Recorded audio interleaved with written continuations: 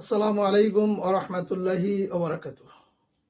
দেশ ও দেশের বাইরে থেকে যারা দেখছেন সকলের প্রতি রইল আমার হৃদয়ের গভীরের অফুরন্ত ভালোবাসা ও শুভেচ্ছা। সম্মানিত বন্ধুগণ, আমি আপনাদের সামনে একটি সুন্দর হাদিস উপস্থাপন করতে চাই, যে হাদিসটি ইমাম তিরমিজি তার গ্রন্থে বর্ণনা করেছেন। তাই হাদিসটির অনেক গুরুত্ব রয়েছে। মহানবী সাল্লাল্লাহু আলাইহি সাল্লাম বলেছেন যে মানুষ যদি আল্লাহর উপরে প্রকৃতভাবে ভরসা করত, তাহলে পাখি যেমন রিজিক পায়, মানুষও তেমনি ভাবে রিজিক পেত। সুবহানাল্লাহ। এই হাদিস থেকে আমরা শিখতে পারলাম, মহানবী সাল্লাল্লাহু আলাইহি সাল্লাম বলতেছেন যে যেভাবে আমাদের আল্লাহর উপরে ভরসা রাখা দরকার, সেভাবে কিন্তু আমরা ভরসা রাখি না।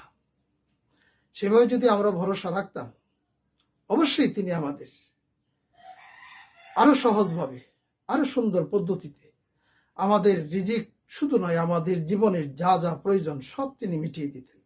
আলহামদুলিল্লাহ, আমরাও পেয়ে যেতাম।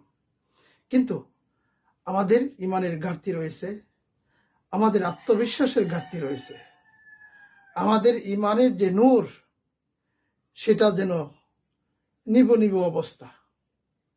তাই আসুন, আমরা শুধু অভিনয় করে চললে সে মুসলমানিত্ব আল্লাহর দরবারে কবুল হবে না।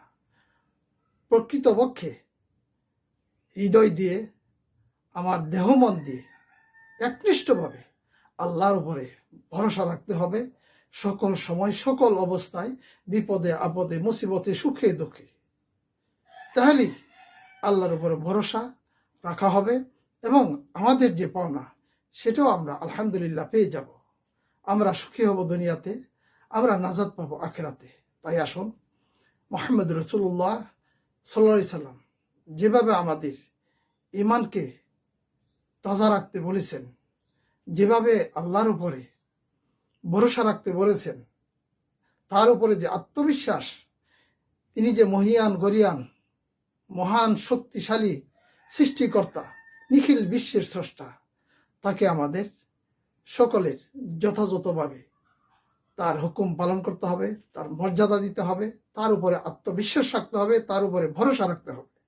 তাহলেই আমাদের ইমানের পূর্ণতা আসবে এবং মুহাম্মদ রাসূলুল্লাহ সাল্লাল্লাহু আলাইহি সাল্লাম যে হাদিসটি উপস্থাপন করে গেছেন তার উম্মতের জন্য, তার সার্থকতা আসবে। আল্লাহ পাক যেন আমাদের সকলকে এই সুন্দর ইমানের অধিকারী করেন এবং তার উপরে সত্যিকারের ভরসার মাধ্যমে চলার তৌফিক দান করেন, যাতে করে আমরা দুনিয়াতে সুখী হতে পারি, আখিরাতে নাজাত পেতে পারি এবং মুহাম্মদ রাসূলুল্লাহ সাল্লাল্লাহু আলাইহি সাল্লামের পথের পথিক করেন। আমিন। আসসালামু আলাইকুম ওয়া রাহমাতুল্লাহি ওয়া বারাকাতুহু।